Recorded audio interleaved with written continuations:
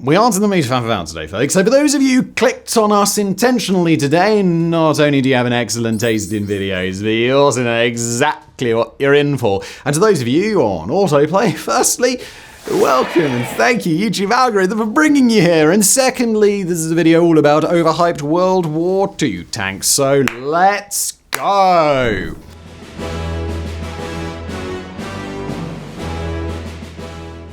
Now let's begin with a tank that we are sure will be familiar to basically everybody here, the German Tiger I. And since we're on the debunking train today, let's get something fundamental out of the way before we start discussing its underappreciated flaws. That being that it was not conceived as an answer to the T-34 and KV-1 as you may have been told otherwise. Its development actually goes back to January of 1937, over 4 years before the invasion of the USSR, when Henschel was tasked with developing a new heavy breakthrough tank that would eventually become the Tiger I. And further to that, the final specs of the Tiger I were finalized on the 26th of May 1941, 27 days before go time on Operation Barbarossa, with it finally entering service the following year. So yeah, the Tiger I was not developed as a response to the T-34 and KV-1, it was just a happy little coincidence. Yay! As for what the Tiger I actually was, it featured a mighty 88mm KWK-36 cannon that could happily penetrate basically everything the Allies had, and at significant ranges too. This was complemented by very thick armor, with the front of the hull and the turret offering 100mm and 120mm of the finest Krupp steel respectively.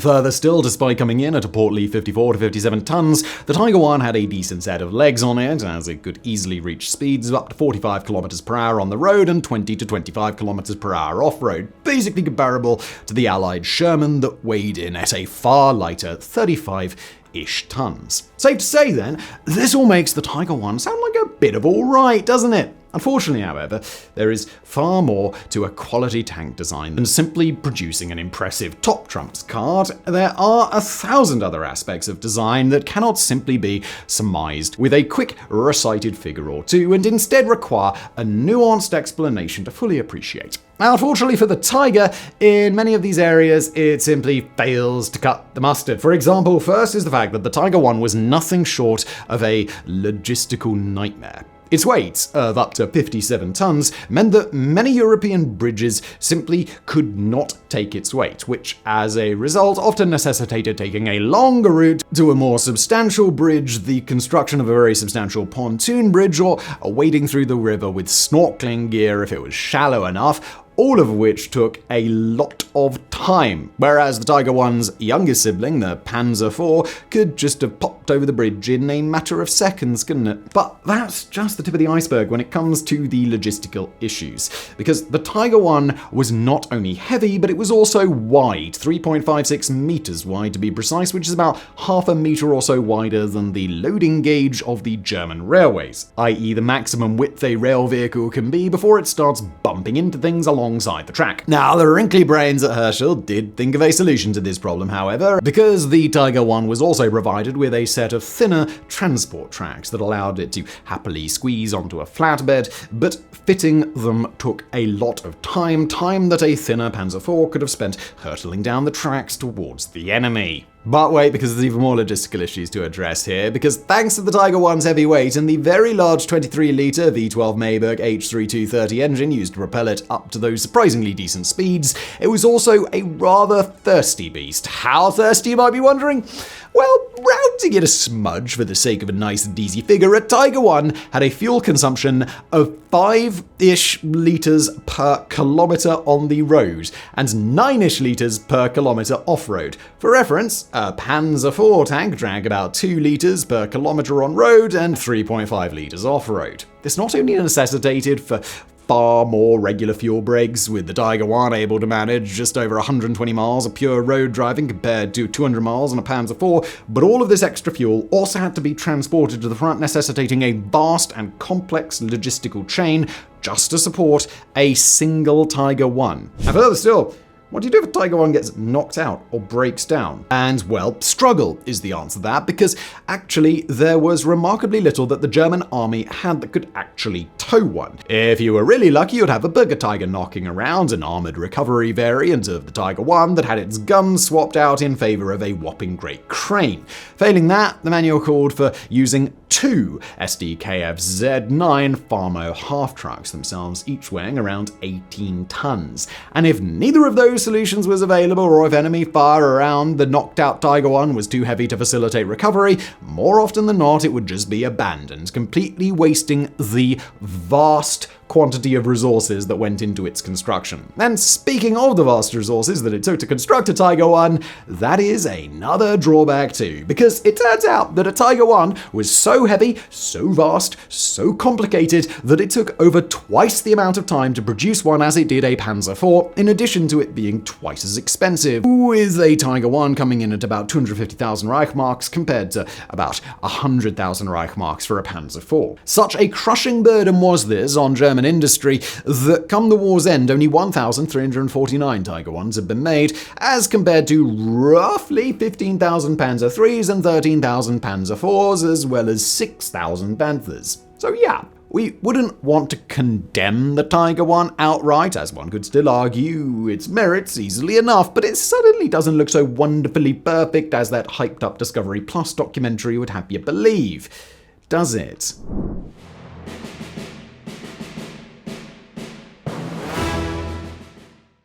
Alright, let's keep the ball rolling by now, having a look at another German tank we mentioned in the last chapter. Not the Panzer IV, mind you. That was an absolutely belting tank, in our opinion, that has no place in today's video, besides as a point of reference to show you how it should have been done. No. Instead, we refer to the Panther, which, in our opinion, is very overhyped indeed. As for what it was a medium tank that actually was designed as a response to the Soviet T-34, a tank that, despite having its own flaws that we'll get into later, turned many pairs of standard issue Wehrmacht underpants a fragrant shade of brown thanks to a perception that it perfectly balanced firepower, armor protection, and mobility in a way that German tanks simply did not. Production of it finally began in 1943, and it rolled out of the factory sporting a 75mm KWK-42 cannon that, while certainly lacking the extreme punch of the Tiger I's KWK-36, was still more than capable of penetrating thick armor at respectable distances. As much as we are arguing that the Panther overall was overhyped, the cannon was one bit that the Germans got very right. Shame about the rest of the tank. As for the armor, the Panther also made heavy use of sloped armor, that being armor that is literally mounted on a slope and thus increases the effective thickness of the armor. You can actually learn more about that in the Everything You Need to Know video about tanks that we made on our sister channel, Mega Projects, if you want to know more about how all of that works. Now, the actual thickness of this armor varied, with the front armor plate usually being 85mm thick and the side armor usually being 40mm thick. It also carried a 100mm thick plate up front of the turret and a 110mm thick manlet in front of it. When it came to performance, a typical Panther could happily reach speeds of 55 kph on roads and 30 kph off roads, which was afforded to it by the same HL230 engine, albeit with some slight modifications, as we saw in the Tiger I in the last chapter. So then, what's the problem? Because much like the Tiger I, at face value, this doesn't sound that bad, does it? Well, first, there was the weakness of its side armor. The eagle-eared amongst you today will remember that we said 40mm of armor, and that really was not very much, all things considered, particularly given how generous the armor complement was elsewhere on the tank. This 40mm would be just about enough to fend off some of the lighter anti-tank weapons of the day, think your British 40mm 2-pounders or American 37mm M3s, but against anything larger, such as say the American 75mm M3 shoved into most Shermans, or the Soviet 85mm ZISS-53 that was put into later production T-34s, and yeah, basically no shot against those. The 85mm on the front, however, and the absolute mass of armor on the front of the turret, that was a very healthy amount indeed. Now, you might be wondering how this ridiculous spread of armor came to be. Well, that was the result of direct intervention of the demonetizably named Austrian armband enthusiast, a man who, among his many negative qualities, could count being rather tricky to say no to among them. So, when he booted his way into man's offices one day and demanded that that all of the armor be piled to the front instead of being met with the reply, "What have you been smoking?" He was instead met with the reply of, "Yes, brilliant idea, boss. Our tank crews are getting tired of being alive. We'll get this done right away, Your Majesty." And thus, the Panther's perplexing armor spread came to be. The worst issue of all, however, well, that would be the Panther's simply atrocious reliability. This was largely caused by its very rushed design phase, as this rush left a whole manner of minor kinks that in normal design cycles would have been detected during extensive prototyping and subsequently ironed out. The two most standout weak points caused by this rush were the final drive system and the cooling system, both of which broke all the time and thus took otherwise perfectly serviceable tanks out of action. In regards to the former, if you were lucky, you'd get 200 kilometers out of it before it broke, potentially meaning the final drive had to be changed more often than the Panther had to be brimmed with go juice. And in regards to the latter, not only was overheating engines seizing up a constant problem, but it was so bad that Panthers could even just outright burst into flames. So horrific was its reliability, in fact, that it's estimated that half of all Panthers were lost due to mechanical breakdown rather than enemy action. Safe to say, then, that although one could still argue to the contrary, just as we freely admitted with the Tiger I, there is no getting around the fact that the Panther's reality was rather different to how many hype it up. So, with that done, let's move on and have a look at the very tank that inspired the Panther, which, as we teased you with earlier, also had no shortage of problems.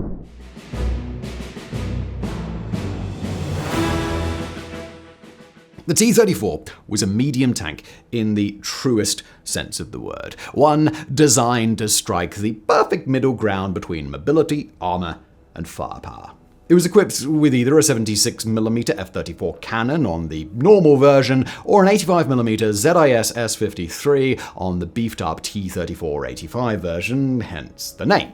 Both of these were powerful enough little pieces for their day, although it has to be said that the 85mm cannon really did pack a punch. As for power, that came from a 38.8-litre Model V2 V12 engine that afforded the typical T-34 a speed of 53 km/h on the road and 35 km/h in the muddy stuff. Figures that weren't hurt by the fact that one usually weighed in around 25 to 30 tons. Armor was only 45 to 60 millimeters across it, but it was heavily sloped to increase its effective thickness. So, what's the problem then? After all, a big off cannon plonked on top of a reasonably nippy and not entirely terrible armored chassis. What's not to love?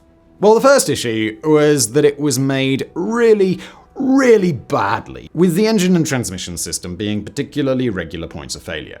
These weren't intrinsic to the design per se, and indeed post-war models were much better made than wartime siblings. Instead, the unreliability was just the result of the absolutely mad rush to pump them out of the factories following the German invasion, with factories ever eager to meet their ever greater production quotas, often delivering them straight from the production line without testing, and oftentimes missing non-critical components, or at least those that were deemed non-critical in the heat of the moment, with some T-34s having been reported as missing everything from seats to optics, and most terrifying of all, any heat treating to their armor, making it about as effective a means of stopping an enemy bullet as a big lump of butter, perhaps. This proved particularly problematic when winter came to the Eastern Front, as the harsh conditions often pushed the poorly made components to their breaking point.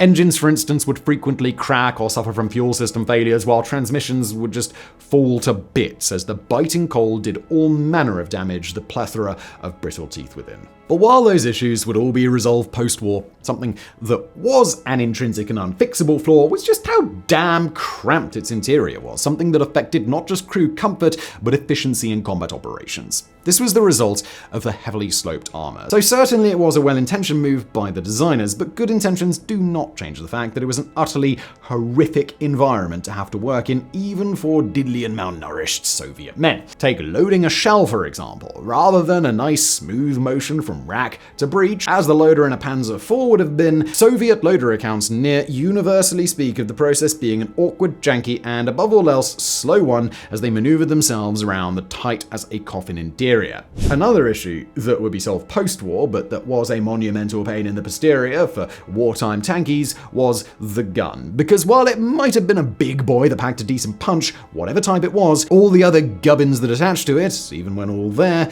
were just a bit shit, to be honest. The sights, for example, were crude and rudimentary and just didn't have the precision necessary for reliably making accurate long-distance shots. Most of the wartime-produced models also had a manual turret traverse, which was slow, exhausting to use, and rather imprecise, although this one issue was fixed in the summer of 1944 when an electrically powered traverse was rolled out. Then there's the armor, which, even when properly heat-treated at the factory, wasn't exactly the best, because it turns out that the Soviets were dreadful at treating their steel for way too long and at way too high temperatures. This, admittedly, did make it exceptionally hard, but it came at the cost of making it exceedingly brittle and liable to completely cracking apart when a particularly meaty round was flung at it. Further still, this excessive heat treating also made it very prone to spalling, i.e. the flaking off of armor fragments upon impact, essentially turning the armor of a T-34 into a fragmentation grenade that went straight for the crew. As a result, even non-penetrating hits could completely wipe out the crew. As we said, most of these issues would be fixed come the Cold War models of T-34, but for the wartime models, there is no escaping that they had some very real problems.